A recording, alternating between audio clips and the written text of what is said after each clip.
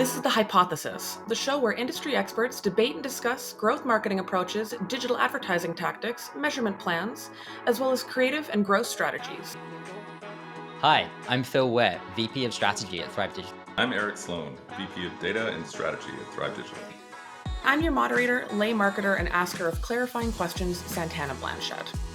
I'm Tyler Power, and I'm the Director of Creative Services here at Thrive. Hi, friends. Today we have brought our friend Tyler back, who is our creative director here, and we're going to get into it. And so today's hypothesis is that your performance creative needs to be journey-based.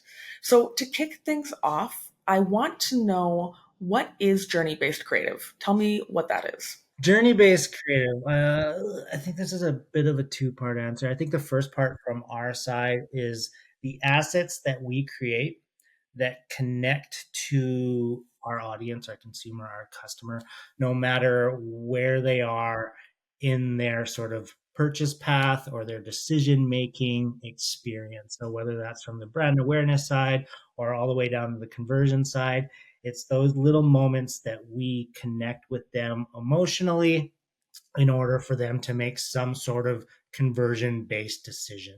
The other side of that is the consumer side, right? It's the path that they take in order to interact with your brand, and whether that's just getting to know it, whether they're doing their research, or whether they're clicking on that button to buy more, to become a lead, and to become a consumer of your brand. I love that. It's almost to me like you're trying to get in the mindset of where that user is at that moment in that purchase journey, or that journey towards coming a lead, or whatever it may be, and trying to kind of like solve that problem for them at that moment in time.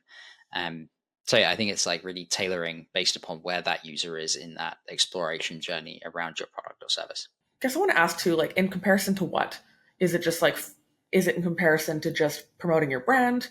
Is journey-based creative in comparison to producing a creative campaign that you think is cool? Like, what are we saying it's better than? I don't know if it's necessarily better than. I think that's a whole nother conversation. But for me, it's kind of like you either have a blanket message across everything and have the same ad across, any awareness campaigns, any retargeting campaigns, any real conversion-based campaigns that would be, as you're trying to capture that intent. Or you have tailored creative for awareness campaigns, for any kind of mid-funnel acquisition, if you will, and then any like bottom of funnel campaigns. So I think your comparison there is like blanket creative that goes across everything, or really thinking about very carefully tailoring that message to different audiences in that funnel. Yeah, I don't think it's better than anything or a comparative. I think it's all encompassing, right? Like, to meet people in those sort of micro moments on their journey, you need to be everywhere almost. You know what I mean? Like, and I don't think it's relegated just to digital either. Like, the journey is everywhere, and it encompasses the entire media mix, whether it's traditional straight down to your digital tactics. We often go through an exercise when we're onboarding in our creative strategy. And when we go through the discovery and research and we're auditing current creative assets, we get brands that come to us, and their journey-based creative from a messaging standpoint is often always just buy now, buy now, buy now, buy now. And most of our audiences or consumers are not ready to buy now, buy now, buy now, buy now. So we take them through an exercise that I know we've talked about the funnel and it not being linear, but from an illustrative standpoint, you need to introduce them to the brand. This is us. Here's our position. This is what we represent. And the call to action there is never buy now, right? It's explore more, discover, get to know us, like find out a little bit more about what we have to offer. The secondary step to that is, now that you know our brand, here's what we can do for you. Here's the features and benefits, maybe a few little testimonials plugged in here, and like, want to know more? It's still not buy now because they're not ready to make that decision, right? And then when you get a little bit lower, you're like, okay, now you know us. Now you know how good we are, what we can do for you. Here's some product and maybe a little bit of price point. And now you can say, shop now, buy now, promo of some sort, but it's never buy now from the top all the way through the bottom. You really need to curate that message through their journey in order to like facilitate that relationship and that emotional connection to your brand. What is it? 95% of your market is basically not in market to buy at any given time, right? So if you're reaching any significant portion of your market, you need to have more messages than just buy now. What I'm curious about though is whether or not it's actually worth, sort of segmenting your traffic by these different messages, because I've always been of the mind that even in your awareness campaigns, it's okay to have a bit of that buy now, because there's going to be some people that are in market within those audiences to buy immediately, right? And so I think that from my perspective anyways, it's sort of two different things that we're talking about. We're either talking about catering these different messages to different stages that the customer goes through, or catering it to different stages in our advertising programs. And I think that the latter isn't as effective as the former. We should really be focusing on the customer and kind of putting these messages in all different parts of the quote unquote funnel that we create in the advertising program. So that means having that educational content, some zero click content, some more brand type emotional content, like all of that kind of stuff, as well as the direct response content, and kind of spreading that across our entire advertising program and understanding what works that way, as opposed to trying to really micromanage and be like, hey, this is only an awareness message, and this is only a mid-funnel message, and this is only a direct response message. That kind of dives into the fact that we can't correctly segment these audiences perfectly anyway. There are always going to be people who bleed into different areas of the marketing funnel or the user journey, if you will, that might be in market and have been on our website, but they haven't opted in to be tracked via cookies. So they're not going to be in a retargeting pool. So serving an ad in an awareness bucket may actually be valid if it's more sale based. So I think there is certainly merit to testing those creatives across the user journey. I'd also say, and I'm curious to get your take on this, Tyler, is there's got to be a difference for different types of brand too, different types of product. If you're selling a $10 widget that solves a very specific problem for someone, I'm going to talk about the neck massager thing that I bought that was like a $20 purchase, and it took me 30 seconds to like view the ad, be like, yes, that solves my problem. That was not a long user journey. That was a very kind of clear process that I went through in a short period of time. So where do you kind of like try to understand that difference of a high consideration purchase versus a low consideration, and how you tailor the creative in those different situations? First, to Eric's point, I think you're right. There's got to be an element of buy now, no matter where you are sort of in that journey. And I think that's how you position and message it, right? It's like a softer sell at the awareness level. And we have priority points that we want to touch on. We know that this message has to touch on these things, but you don't have to be a strong sort of upper funnel. But I think we would be naive to think that our consumers aren't seeing these ads and being like, well, eventually these guys are going to want to try and sell me something, right? So we can lace in that sort of like softer sell messaging there. It's always there, but it's how you want to prioritize that. They're onto us. Totally onto us.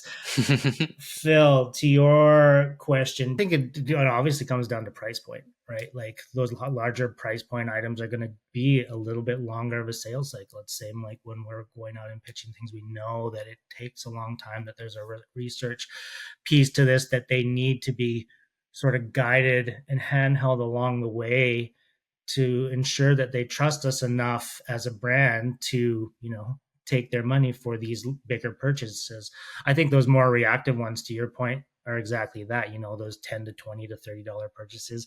You don't have to think too long about that. You want it, you want it now, and you're going to purchase it now. And I think we've all been there. We've purchased those things, and you can probably be a little bit more forward with that messaging and a little bit more pushy up front with that, with those smaller, sort of more reactive purchases. But I think you kind of got to incubate it a little bit longer for those larger price points, for those, products and services that require a little bit of more research, a little bit more tire kicking. That they're just not going to buy a car on a whim or a large purchase on a whim just because you serve them an ad. They're going to go out there, they're going to compare to your competitors, see what else they have to offer. So you got to make sure that your messaging, your USPs are strong enough to make that differentiation when it comes down to that decision making time. And you also need to be there on that journey when you know they're going to make that decision to get back in front of them, because sometimes it's the last person they see and sometimes it's the first person that kind of sticks out to them, right? So you need to be there at all of those touch points to make sure that you're still top of mind when it comes to the conversion conversation. 100%. That makes sense. Part of that is also a unit economics problem too, right? Like selling a cheaper product online with advertising at the cost of advertising today in 2024, it's really hard to profitably sell a $30 product, unless you're selling it, right? It's really hard to build brand and have enough budget to even build that trust in the marketplace and such.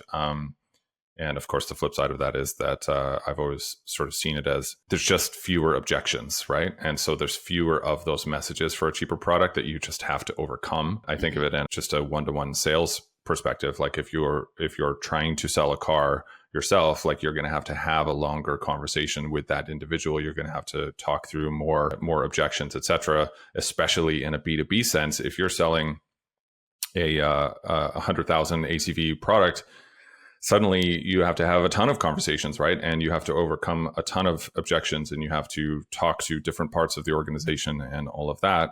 If you're selling a $30 e-commerce product, those objections just aren't there, right? And so it requires less of those messages and, less of that journey, so to speak. Mm-hmm. The other thing that's kind of like rattling around my head right now is we're talking a lot about, the journey-based creative being different parts of the funnel. We haven't necessarily spoken about how that differs via channel, because different people take different journeys throughout different channels as well, be that TikTok, Meta, Reddit, Instagram, etc. There's also a conversation there around like how you tailor creatives to specific ad channels that are relative to what that user is in a mindset of when they're on that specific channel. So when we think about user-based creatives that are set around the journey, how much of that is channel dependent versus just funnel dependent? I think it's heavily dependent, right? Like there's not a one size fits all creative solution to each channel. And I think sometimes we get into that mindset, like we get this asset, like, oh, we're just going to repurpose this and that's going to be perfect for LinkedIn. It's going to be perfect for Meta, perfect for TikTok, perfect for Pinterest. And that's just not the case, right? It's better to have an sort of a blue sky idea and you adapt that to those channels, because what's going to resonate in LinkedIn isn't going to resonate in Meta. And what's going to resonate in Meta is definitely not going to resonate in TikTok. So you need to have different approaches, applications, and executions for each of those, but it does have to have an overlying idea that unifies them all in order to have that messaging consistency, that brand consistency, and all of those things.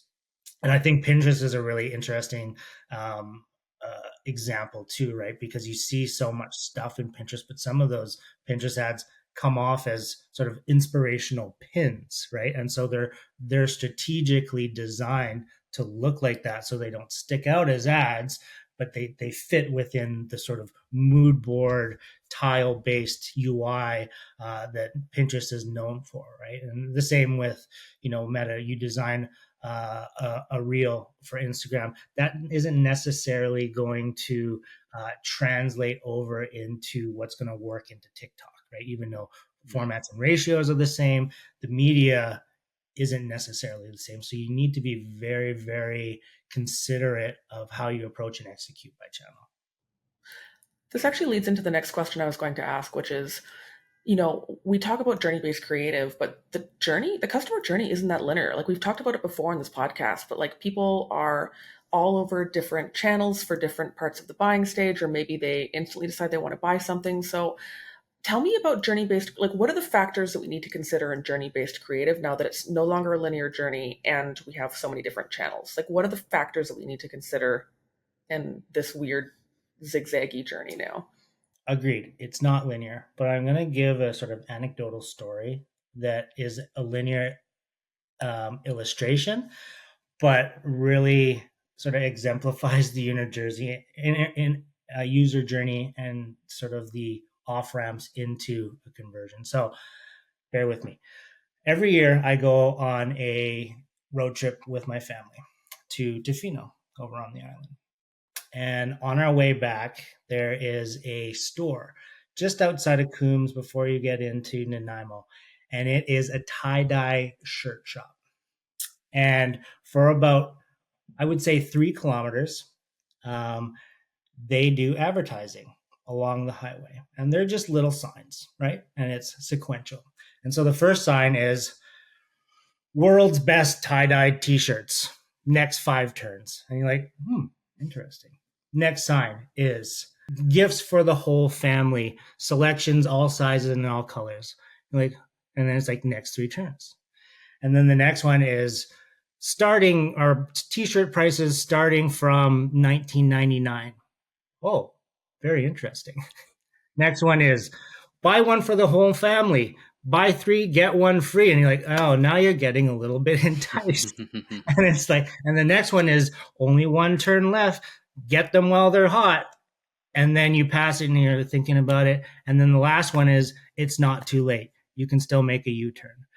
Look over at my wife. I'm like, oh, they got me.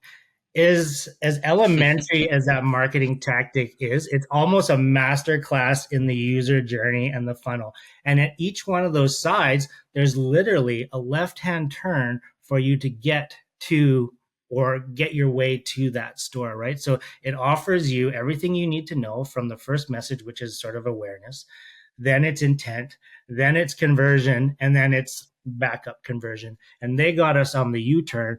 But it's a nice illustration of this user journey and these little off ramps based on when you're ready to decide. I could have turned at the first one. I could have turned at the second one. Someone could have turned at the third one. I chose to turn at the U-turn just because it was so effective and they got me. But I think it's a nice illustration of that journey based on your ability and when you're ready to connect and make that purchase decision.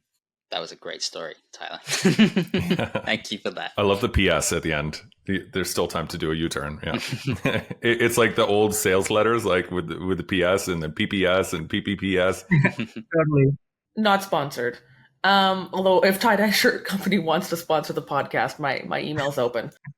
I guess the question I have then, though, is for you as a creative or someone else designing journey-based performance creative, how do we take that and apply that same methodology with limited budget? Because we're all working on a limited budget, like no matter what that ceiling is.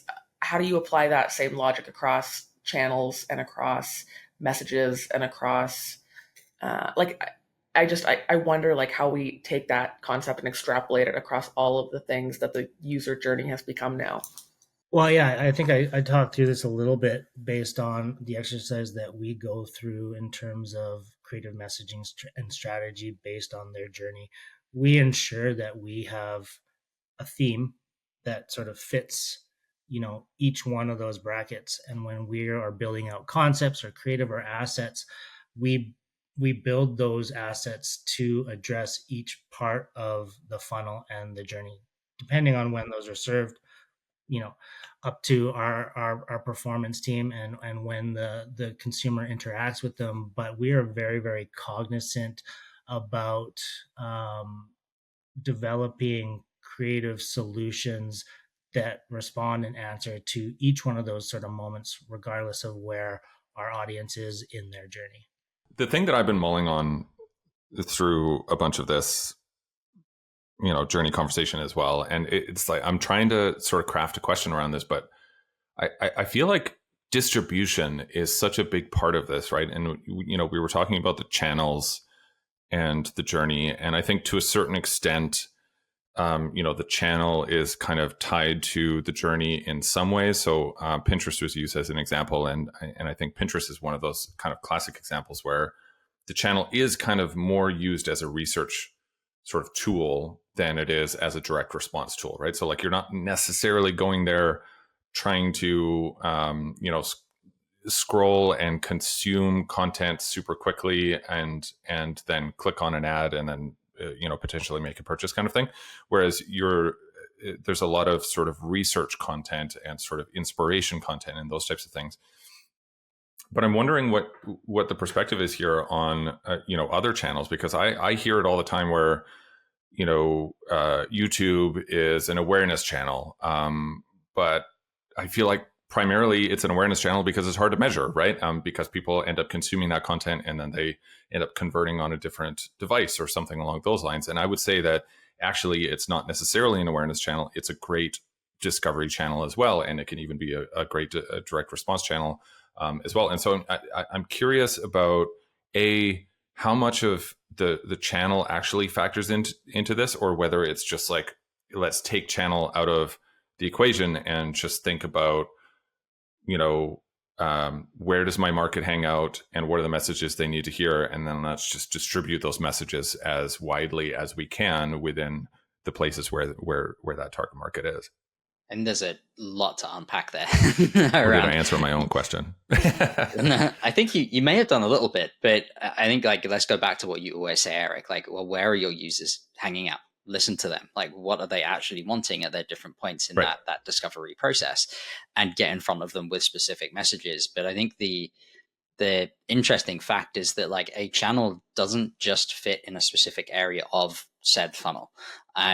You could look at a channel like YouTube, just like you said, that serves a whole bunch of different purposes. I'm looking into buying a new car right now, and I am on YouTube looking at endless hours of reviews to get some confirmation around the choice that I think I've already made. And I'm looking for validation, right? From various different YouTubers who have reviewed, this car. But while I'm doing that, I'm also getting ads for up-teen different makes and models that are really being pushy with different lease rates or different finance rates and different offers that they have going on. So I'm in that consideration bucket, you would say, but I'm also getting ads that are very tactical from different brands that are trying to push me over into their specific model, and some of them are enticing. When you look at what they're offering at a very baseline level. But YouTube as a channel is a research tool for me. It's not somewhere where I'm going to go and right. do a very high level discovery. I'm using ChatGPT for some of that, to be quite frank, where there are no ads right now from what I'm seeing. So it's pretty interesting. Not yet. I'm not yet. I'm all over the place in my kind of consideration journey, but it's trying to, again, reach the right message at the right moment. And that is what it all comes down to. And not necessarily being too rigid in, well, what should that message be and look like? If that message is going out on YouTube or on TikTok or Instagram, be varied in what that message looks like. It can be the same sort of message around what you're trying to, remove a barrier for that user, or really motivate them to do something, but take different avenues around how you could go at trying to achieve that action or that outcome that you're looking at, and not be too focused on a specific way of that creative looking. So I'm not sure if I answered your question, Eric, or if I just went off on a huge tangent, but both. Maybe it was tangent inducing question, which is a good thing. I think from an execution perspective too, I think you did answer your question a bit, Eric, but we always try to attack it from making sure that we're hitting all of those different channels, and it's both a content piece and a thematic piece, right? So say we're talking top of the funnel, we're going to have statics that work in YouTube, we're going to have statics that work in LinkedIn, and we're going to produce motion and video that do the same thing, right? And so that's our brand awareness piece. When we get into sort of the mid-funnel tactics, we're still going to do the same thing. We're going to have the statics that are feature benefit oriented, USP related, where we're attacking a pain point and answering it with a USP. And we're going to create assets that work across different channels that speak to those things. The same when it comes down to the conversion side of things. We're going to now talk about a little bit more product. We're going to have testimonials. We're going to have a little bit more messaging based on price points. And we're going to have, asset packs that have the statics, the carousels, and the video that speak to those. So we are using our production and execution abilities at each step in each sort of tactic and flight of assets to go into those specific channels, and those pieces of content speak to that no matter where our audiences are engaging and interacting with them. So I think it's as much, a part of the content and the theme as it is the channels that they play into. we're somewhat constrained by the tools that we use to distribute these messages, right?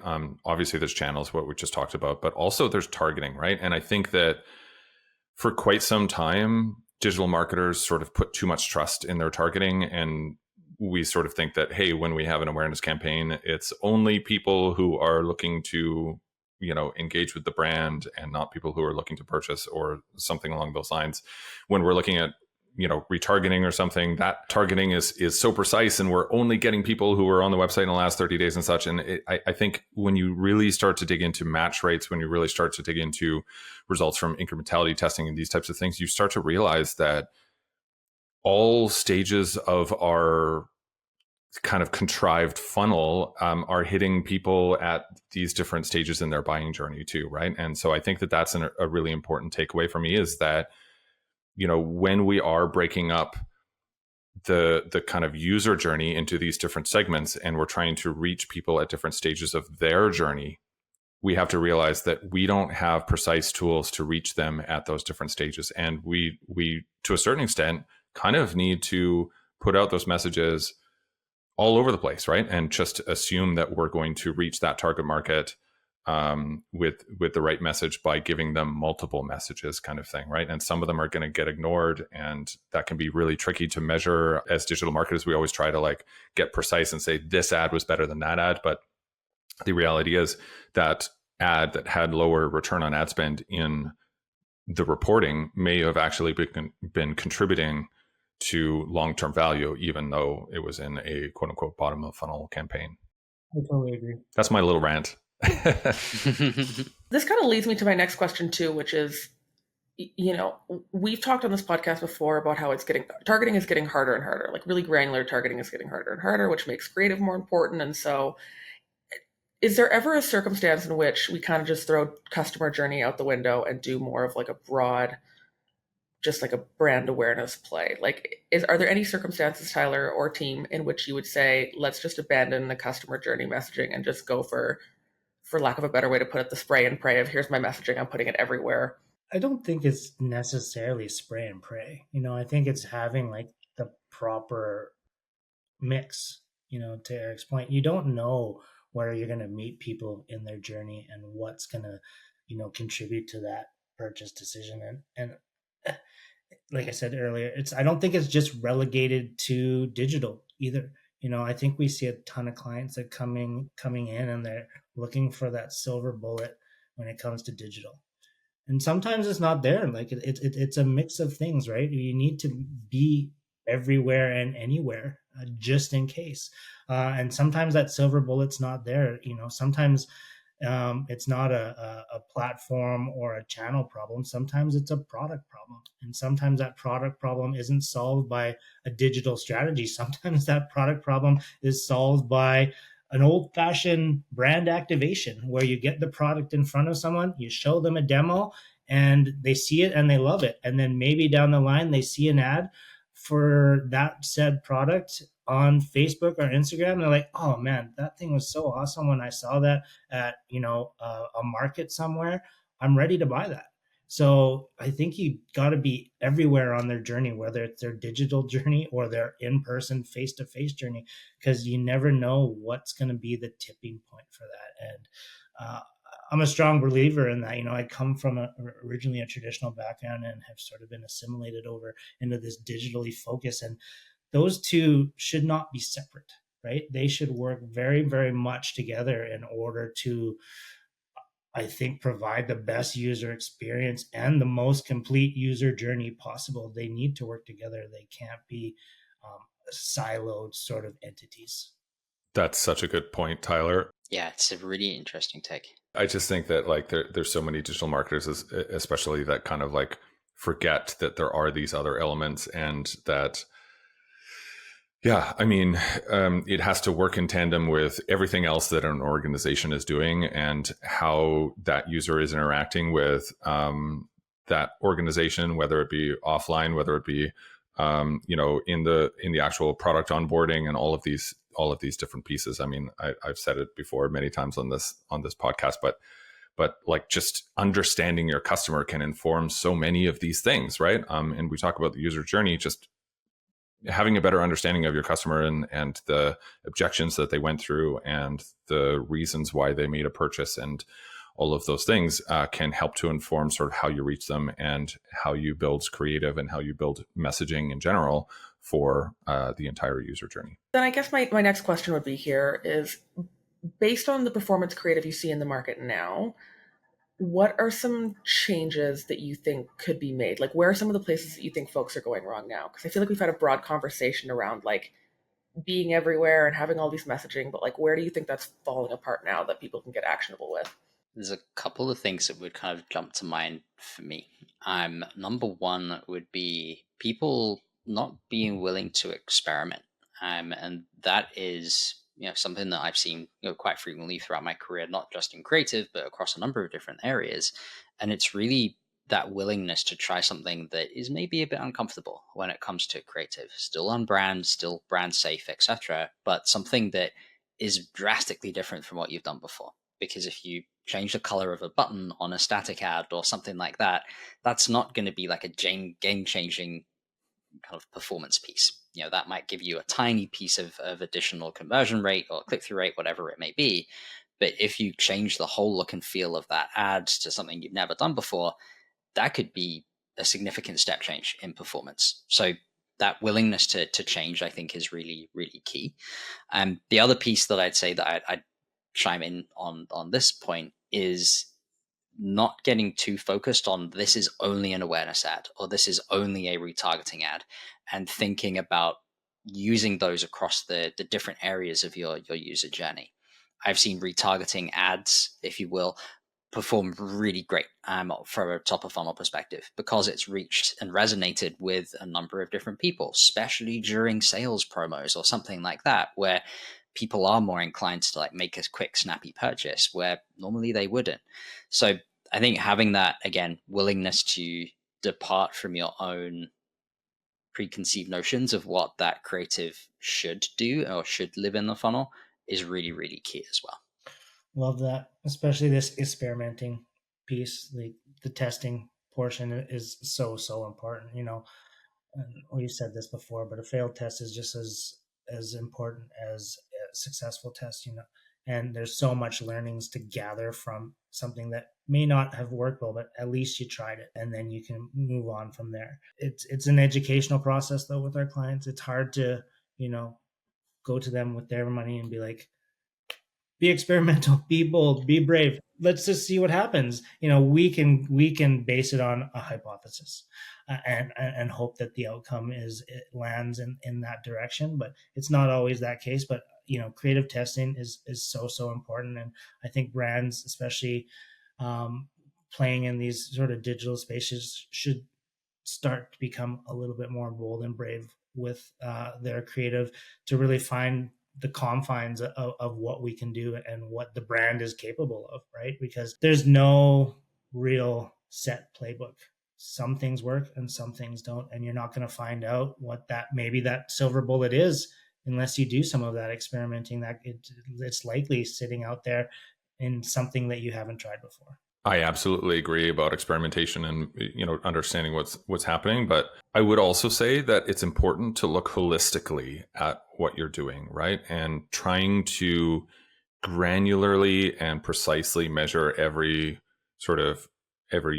element of your creative strategy, I think can lead you down this path of trying to micromanage everything. And we got to put this creative here because it performed 10% better in awareness audiences. And we got to put this creative here into consideration because it eked out an extra 12% return on ad spend or something like that in these specific audiences. And I think that approaching a digital advertising program that way can lead very quickly to micromanaging everything and then sort of not really understanding the true impact that's happening, right? And so putting out these various pieces of creative and these various different messages, and then measuring holistically the impact to the business, I think is super, super important. And to answer your question, Santana, that's where a lot of digital marketers do go wrong here, is because they try to just get way too precise and try to understand the ROI, so to speak, of like every single piece of creative and every single action that they're changing or adding to their program. And I think that taking a step back and really trying to realize that holistic impact is absolutely step one. And you're never going to get to a place where you understand the precise performance of every single creative and every single message. It's just not possible. So then, final question, big question: how do we see the consumer journey changing in the next 5 or so years? And especially through a creative lens, right? Like, how do we see that journey that they're taking and how we speak to them change? I think an interesting example that I want to pose quickly here, just throughout my career so far, has been the pivot to video. Like, I went into content thinking I was going to be a writer, and I've had to pivot to video so drastically the past 2 years. And so I'm interested from your perspectives, what your Miss Cleo Ball is telling you is coming down the pipeline. My personal take is I think it's going to get a lot more gray between what is an ad and what is not an ad. And there's going to be a lot more of a kind of blend between those two, especially if people are interacting with the main ad channels we see today very differently.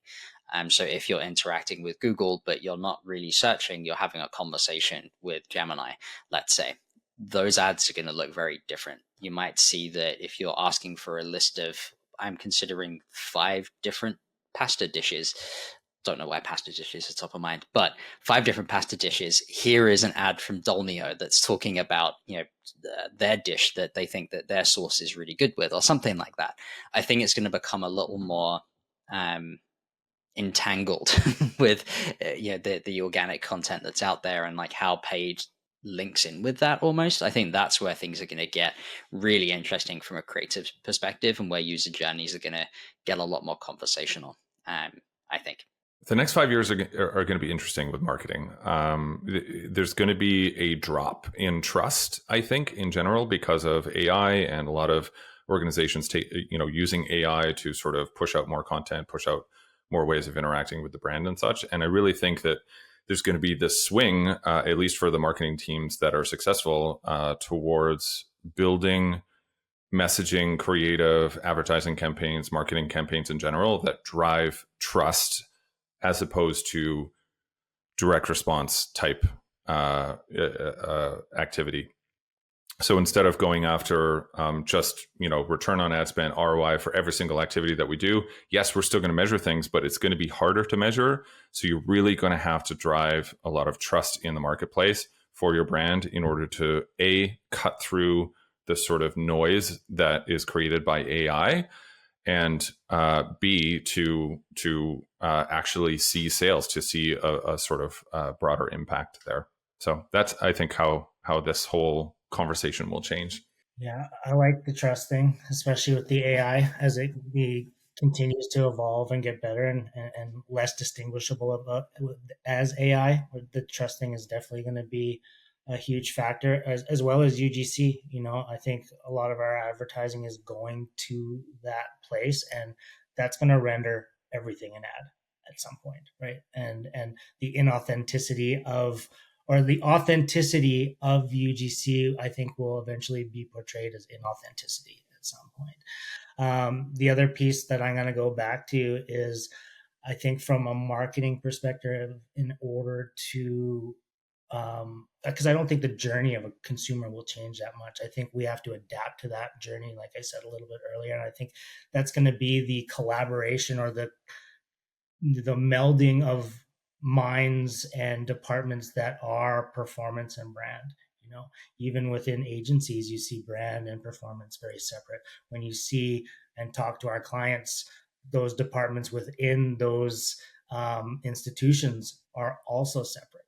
I think that those two factions need to come together to work together more closely, very similar to what I said earlier around, sometimes performance doesn't have the silver bullet. Sometimes that silver bullet is the combination of a traditional tactic or channel or activation that works in part with a digital tactic. And right now, a lot of what I'm seeing is those two things are very siloed. I think that those two pieces need to come together in a more collaborative form to figure out and solve for that user journey, and that's going to be meeting those users at those different touch points that those two factions are responsible for individually. Well then, friends, this has been a wide-ranging conversation, but thank you so much for taking the time to join me today, and thanks to our listeners. This has been The Hypothesis. Thank you so much for tuning in. For show notes or to get in touch, find us at thehypothesisshow.com or at Thrive Digital, both linked for you in our description box. And if you liked today's episode, we'd love if you'd rate and review wherever you're listening or watching. Thanks!